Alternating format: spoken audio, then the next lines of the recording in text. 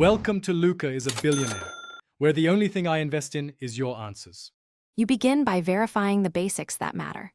First, swap the cable and port. A faulty USB-C or hub causes most failures. Once done, observe LEDs and whether the OS enumerates the keyboard. That tells you if power and USB negotiation succeeded.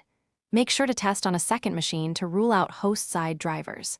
If the device appears but keys misbehave, leave it connected while you prepare to inspect firmware and mapping in the next step. You now move into software diagnosis. Open the compatible configurator and confirm the board and MCU listed match your keyboard. Back up the existing EEPROM and key map.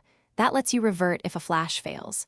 If keys are stuck or layout wrong, reflash a fresh, version-matching firmware, verify bootloader mode, and use a verified hex or bin.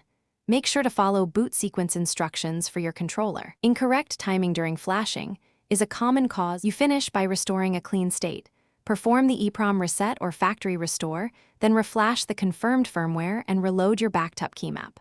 Once firmware is good, test every key. Use switch puller and multimeter if needed.